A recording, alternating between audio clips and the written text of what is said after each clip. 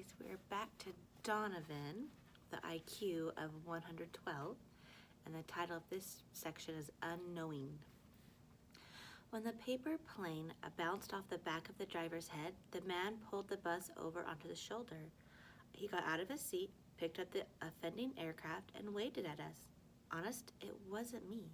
The last thing I wanted to do at the academy was draw attention to myself.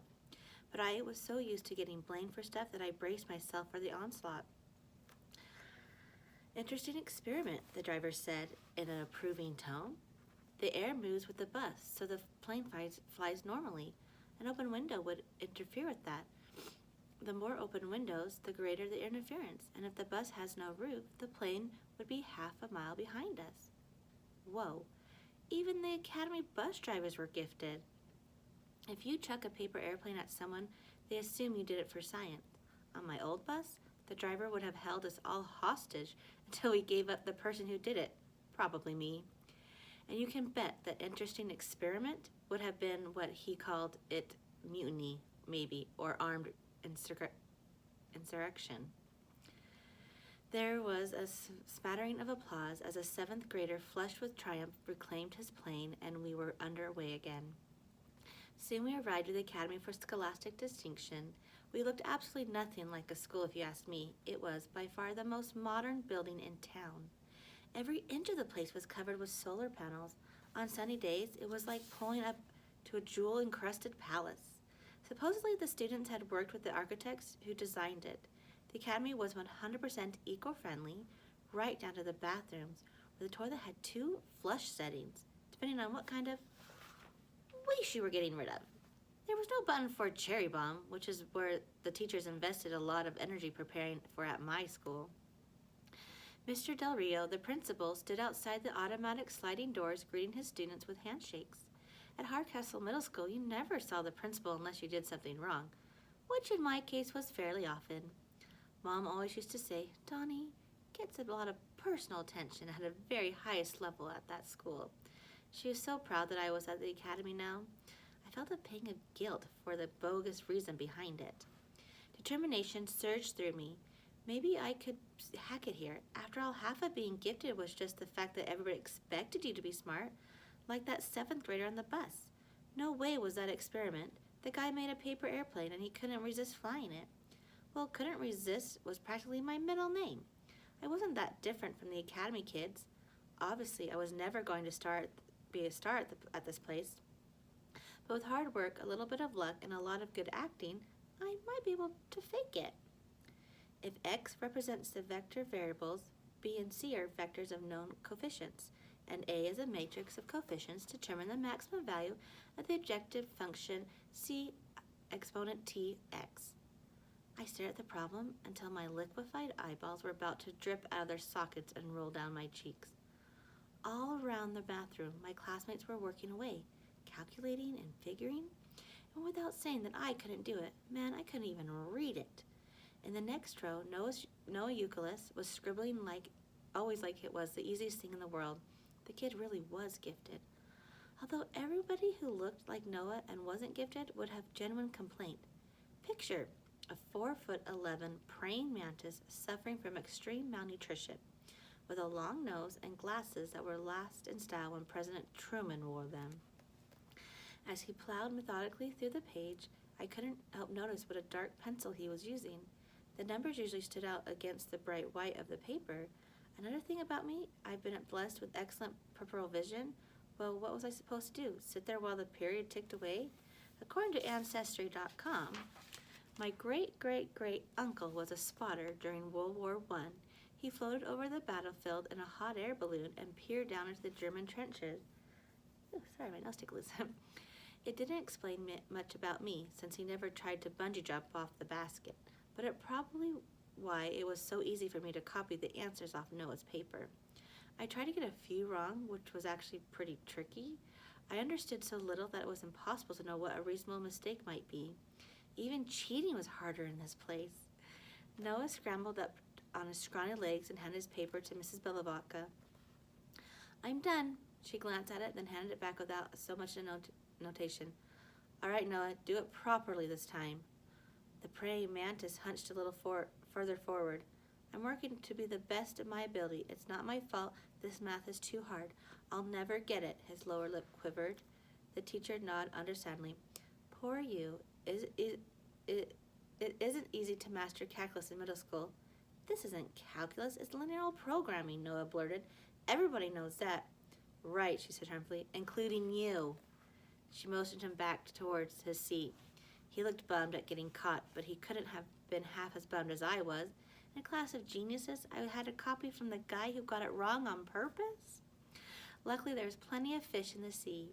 I leaned a little closer to Abigail Lee, who was motoring through her assignment at almost Noah's speed. I remembered her from elementary school, where she had been all universe at everything that took brains. Her writing wasn't quite as clear, but beggars can't be choosers. At least I had the reasonable belief she wasn't trying to fail. What was up with this Noah kid? I couldn't imagine. Hey, Abigail hunched over, blocking my view of her paper. What do you think you're doing? I played dumb. What? I covered my worksheet like I was preventing her from copying me. Mrs. Velawaka, she bawled, Donovan's cheating. Chill out, I tried to hiss. I'm not going to chill out. If we have the same answers, we'll both get 0. I've never had a 0 in my life. I can't get a 0. I work too hard to get 0. What am I going to tell my tutors if I get a 0? She was red in the face, heading for purple. Noah seemed generally bewildered. Well, if you're looking for the right answers, he asked me, why don't you just calculate them? Big talk from the freak who goes out with all his weight to put down the wrong ones, I retorted. That got Chloe back up. Watch who you're calling a freak, you troglodyte? I hope that's right. Yeah, I spat back. Well, I don't know what this is, so trog whatever to you too. Then this girl JC, who said random things at the moments of stress, announced, in Brazil, more cars run on ethanol than regular gas. It had the effect of a referee whistle, separating the combatants from their clinch. I learned a few things in that class. First, the regular student code about not ratting people out, that didn't apply at the academy. Second, nobody knew how to deal with cheating because it never happened. No one needed to do it. Third, 0 is a 4-letter word. Amazingly, I didn't really get in trouble, although it was pretty obvious who was copying from whom. I wasn't sent to the office. There was no detention. Nobody yelled at me, which was a first in my educational experience. Instead, my homeroom teacher, Mr. Osborne, came and suggested we take a walk. At Hardcastle Middle, if you're caught off campus during school hours, you're practically got guard towers to gun you down. I was beginning to see what they had 2 sets of rules in our district, one for the brainiacs and one for everybody else. Of course, I was living the good life now, but I still took it personally since I knew it was all a mistake. Look, Donovan, Mr. Osborne said pleasantly, at the academy we've got skills who are talented at a lot of different subjects, but very few of us are good at everything. If you're not up to this math, it's no disgrace to admit it. In fact, it happens all the time. We have regular classes too. I nodded dumbly. This is a period of discovery, he went on. We're getting to know you, and you're getting to know us. And during that process, we'll explore where your true gifts lie. Are there any fields of study that really turn you on? I hesitated. Sooner or later, somebody was going to realize that my presence here was completely bogus. But also sooner or later, my namesake, James Donovan, would have joined his fellow Titanic passengers on the bottom of the ocean.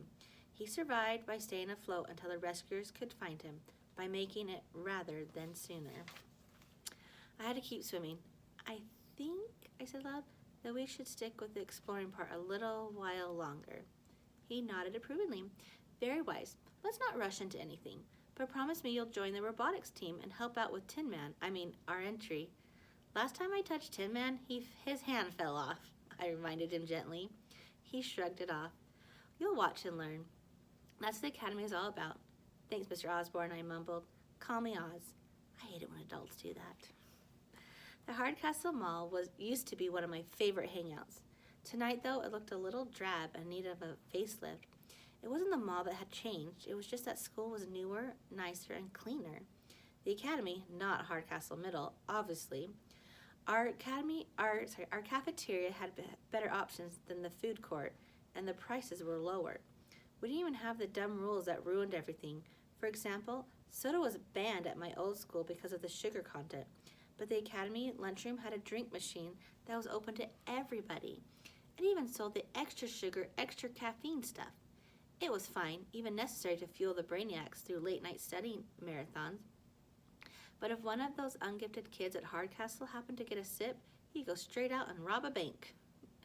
Technically, my 6-month ban from swimming in the fountain was still in effect, but the security guard who had busted me wasn't on duty. It was a bum rap. It isn't skinny dipping if you're wearing boxers. Besides, if the air conditioning is going to break down on a 90-degree day, the management responsibility to fix it before people start looking for other ways to cool off. The Daniels had never experienced the academy cafeteria, so they thought the food court was fine dining. We weren't eating anyways. I was on a bench trying to ignore the Daniels whooping and yipping, designated to catch the attention of a couple girls. Do something funny, Donovan, Nesbaum urged. Chicks eat that stuff up. I glared at him. If you want to talk to Heather Maloney, why don't you just walk over there? Because that would be lame, he explained reasonably. She has to come to me. Jump in the fountain again, Sanderson urged me. That's an attention grabber. You jump in the fountain, I shot back. He grabbed me under the arms, but I disarmed him with a punch to the gut before Nesbaum could help him wrestle me into the water. It did the trick, though. Heather and her friends, Deidre, somebody, was ambling in our direction. Hi, Donovan, Heather addressed me. Haven't seen you a few days. Were you sick? Donovan's a genius now, Sanderson supplied. He goes to the Gifted Academy. Really? Deidre was impressed. Don't you have to take a lot of tests for that? It's no big deal, I put in quickly, studying the floor. You're telling me, Nesbaum explained, you know how he got picked? He's only there because... I stomped on his speaker hard and silencing him before he could say any more. Donovan, came another voice. It took me a second to recognize her. It was Chloe from the academy. She said something in a middle-aged woman and headed toward our table. Who's that? Sanderson asked. She's in my new homeroom, I replied. Nesbaum snickered. Nice lumberjack shirt. Funny, surrounded by the kids of the academy, Chloe looked good, kind of good. Call it the Eucalyptus factor. The Gifted crew wasn't exactly fashion week, yet next to Heather and Deidre, you could tell she was out of her league. Those two wore skinny jeans and vintage t-shirts that were just, well, right. Chloe wasn't ugly or anything like that. In fact, she had a pretty face, but you had to concentrate to notice it. She wore no makeup. Her loose flannel shirt gave a lumpy appearance. A huge button on her lapel declared, "That's okay, Pluto, I'm not a planet either." It clanked as she walked. I was surprised to see her at all outside of school. I always thought of her as one of those people who suddenly whooshes into being at the sound of the first bell in the morning and winks out again when the clock strikes 3:30. Hi, Donovan, she greeted me eagerly. Do you live around here? Hey, Chloe. She was looking expecting at the others, so I semi-introduced them. Meet the guys. Hi, Chloe. Nesbaum stepped forward and pumped her hand. The grin on his face was barely the side of it idiotic. How does it feel to have Donovan in the academy? I mean, is he gifted or what? I think it's or what, Sanderson said with a smirk. Chloe could tell they were messing with her, but she had no idea how much. Donovan's cool, she offered tentatively. She turned back to me. Sorry about what happened in math today. How did it go with Oz? For some reason, I felt I had to defend myself. I never meant to cheat off Abigail. I was trying to cheat off Noah. How was I supposed to know he puts down the wrong answers on purpose? I thought he was his big genius. He definitely doesn't feel the need to prove it, she replied with a sympathetic smile. Abigail's the opposite. If she ever brought home a B+, it would end the world. She practically tore off my head. She's under a lot of pressure, Chloe explained. She does just about everything, and she's keeping half the tutors in town in business. She pushed herself pretty hard. I never thought that gifted kids had problems, mused Deidre. Sorry, guys. My nose. It's those big brains, Nesbaum supplied wisely. It makes a person top-heavy, out of balance, like the Atlas statue. How crazy was that, Heather explained. I was at the game. The girl at the end of my row was covered in broken glass. They still haven't found the guy who did it, Deidre added. I heard it was an accident, I suggested, looking daggers at Nesbaum. Wear and tear in the statue. It can't be easy to hold up the weight of the world in the wind and rain year after year, especially when it's attached by one bolt. One bolt? Chloe repeated dubiously. That's pretty shoddy internet engineering. We put more thought into Tin Man's stress points. Tin Man? Sanderson echoed. Our class robot, I answered, and I bit my tongue. I mean the robot that happens to live in the homeroom I got assigned to. It's your robot too, Chloe said generously. You're on the robotics team now. Maybe you'll put us over the top at the big meet. We've come in second to Cold Spring Harbor 3 years in a row. You could just see the Daniels swelling up with joy at this new information. Not only did I go to the nerd school, but I was on the robotics team, which is nerd squared. No way could I ever live this down in only one lifetime. Chloe waved at the woman she arrived with. Got to go. My mom's done shopping. She beamed at me. See you tomorrow. See you, I mumbled. We should hop too, Heather put in. Our ride will be here any minute. I hated to see them leave. When it was just me and Daniels, I knew I was going to get it. Nesbaum didn't disappoint. Some girlfriend you got there, Donovan, or is she just a regular friend and you're dating Tin Man? I can't believe Tin Man's cheating on Tin Woman, Sanderson chuckled disapprovingly. She must be hot. She probably doesn't wear her grandfather's plaid shirt. Shut up, you guys. Chloe's not my girlfriend and isn't my robot. I'm only on the robotics team because my homeroom teacher is the coach. I have to try to fit it in over there, and believe me, it isn't easy. And not just because I haven't got the brain power. You heard about that guy who tried to flunk the math test? The teacher had to trick him into admitting he understood it. So he's genius and a moron all in one. It's a nut house. Well, it's not safe to come back to Hardcastle yet, Sanderson advised. We had an assembly today, and that guy Schultz was standing right at the door. He looked at every single face that came to the gym. I'll bet he's searching for you, man. He didn't even stick around. He just watched us file in and took off. I felt ice-cold tentacles wrapping around my stomach. It was the worst fear coming true, but at least it settled one issue. All day I've been asking myself what was I going to do at the academy first class distinction. I knew. I was hiding out.